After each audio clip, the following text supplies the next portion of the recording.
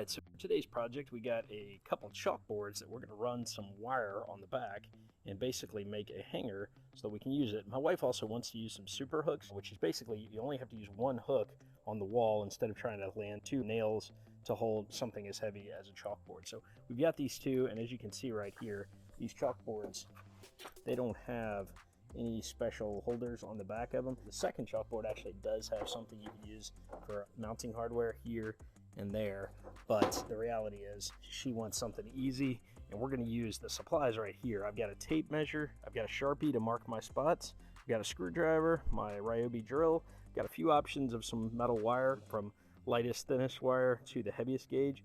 So we're going to test out some of that. We've got some super hooks over here and some screws, some very small screws because the wood obviously is very thin. And we've also got some washers. I may use the washers for one of the two just to kind of show a different use and how you can use washers to kind of re-secure the screws in there and make sure that the wire is hanging from the washers instead of the screws. So I'll probably do one of each option just to show off a couple options for you. You're watching DIYNate. If you enjoy this video, please consider subscribing.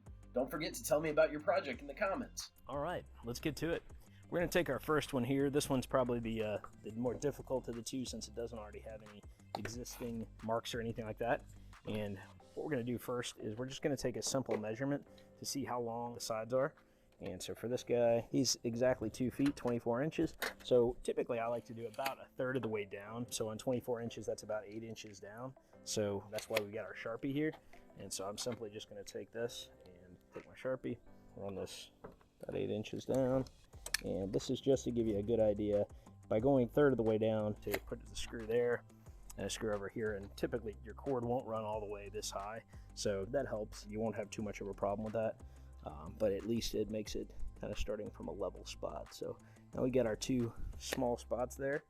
And then we're just going to take our drill next and put a couple pilot holes in.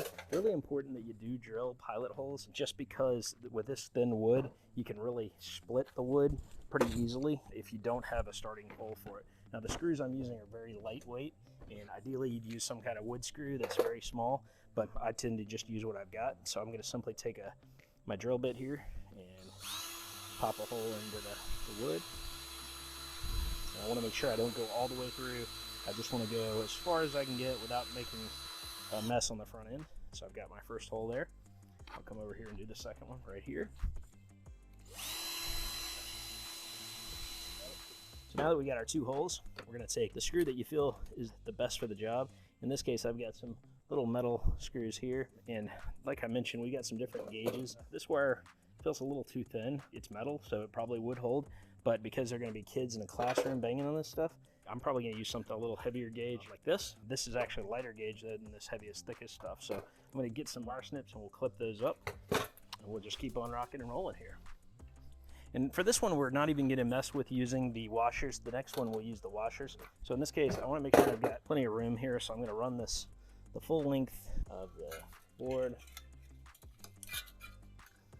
And then a little bit extra just so I've got some to wrap around. I don't need that much on the end, but it's nice to have a little extra just in case you miss. So I'm going to go ahead and clip this off here. No exact measurement needed on that. And then I've got my snap-on screwdriver here, and I'm just going to take this and I'm going to put that first screw in here. Ratcheting screwdrivers are my favorite thing in the world. So we're just going to come here, take our screw, and go ahead and twist that. I'm going to make sure I just get it about that much in there. And then I'm going to simply take this metal piece, I'm going to wrap it around. And so I'm simply just taking the metal wire and wrapping it around once, twice, and maybe a third time if I can get it in there. And then I'll tighten it down again. The wire shouldn't go anywhere, and the screw shouldn't either. So I'm going to go ahead and tighten that in there. Now it's in there about as good as it's going to get. So that's number one. We're just going to come back and do the exact same thing on the other side. So with this one, now I'm just going to take the same thing. I'm going to put the screw right here and go in almost all the way, but leaving a little bit of a post head out. There we go. Got a little bit of a post hanging out there. And then I'm going to pull it as tight as I can to get to the end here. You may even decide to go just a little bit more in case you want it to have a little bit of flex, a little bit of give. But I kind of like having one that doesn't have a whole lot of flex. The wire is going to flex by itself just naturally, so I'm going to leave it at that level. I'm going to go around 3 times. I'll simply wrap this part here, and so I'm just going to pull that in there. Just like that, we've got a hanger on the back, and by tightening it up here, now we're in really good shape. And then at this point, it goes like that. You can hang it. And another reason to go 2/3 of the way up, it'll actually force the back to swing into the side here. And so if you're on one of these super hooks or something like that, you're hanging from a level around here. And so that's gonna kind of swing the bottom into the wall, which is good, especially when kids are putting their hands on it and writing and that sort of thing. So I think we're in good shape with this first one. Now let's do the second option with the washer. So again, we're gonna do what we did in the first round. We'll just take the Sharpie. We'll go, in this case, it's probably another 2-foot board. So yep, 24 inches. So we know 8 inches is our mark in my case. That's what I'm gonna use for my purposes. I like 2/3 of the way down. So I'm gonna simply give myself that 8-inch mark right there. Come over here. The exact same thing on this side. 8 inches. Good to go. And then go ahead and put our drill holes in here. And again, we're being careful not to go all the way through. It's really easy to push really hard on these things and create a problem for yourself. About as far as I want to go there. The wood screw itself will create a little bit of its own action, so you don't have to drill too deep. So that should be in good shape there. Now for this one, we're gonna actually use washers. I didn't do this in the first round because I figured I'd do it the easy way first. So for us now, these 2 compression washers, you could use any kind of washer, but the washer is gonna serve a little bit as a post for us. Let's go ahead and cut off our full strip here. Same distance we're gonna use, roughly. Wire snips here, clip it. Just like that, cooking with gas. And in this case, I'm going to take the washer. I'm going to thread the metal piece through. I'm actually hanging off the washer instead of hanging off the actual screw here. So I'll give you a close-up of this. So I'm basically threading, made a little hook there, and now I've created a post for that. And then I will simply put my screw through there, and I can use this part to really kind of tie it around, so it doesn't have to go around the screw post. So that's something you could do as an alternative. I actually like both methods, so I don't really have a preference. The washer does seem like a little more flexible. You can work with it a little more if you need to, so up to you, depending on what you feel comfortable with. But I'll go ahead and put this one in, and we'll move on to our next one in just a second. So I'm just gonna run threading that through there. This is what the screw will do, basically going through the washer. So right here, all I'm doing is taking it, running it through. There we go. And now I'm just going to tack that into the back of the chalkboard here. This would work for a bulletin board or any other type of hanging picture. Right here, you'll get the idea of what I'm doing.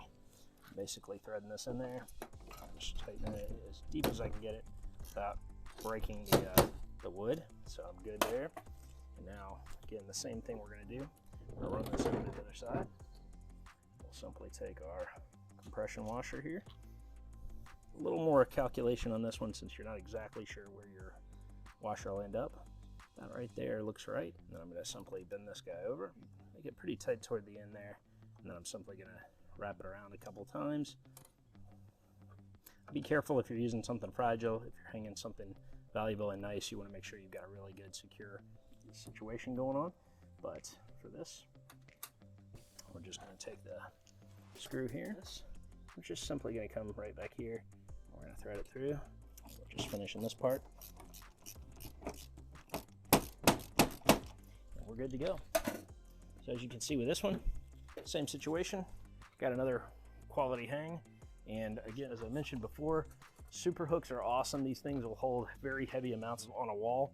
And with something like a chalkboard, it's great because you can actually only have one hole in your wall and you don't have to line things up. You know, for our purposes, one super hook should hold plenty of weight. I think they brag about something like 50 pounds of pressure on the wall. So I also have a video if you want to check out my other link to super hooks and just why I love these things so much. They're pretty great. Just so you can get an idea of what we've done here. 2 chalkboards ready to roll. Both of them hung with different styles. One not using a washer, one using a washer. And, you know, give you an idea of what you might want to do there. So the chalkboards are now hung and look pretty great in the classroom. Don't forget to like, comment, and subscribe. Thanks for watching DIYNate. Hope you enjoyed this video. Have a great day.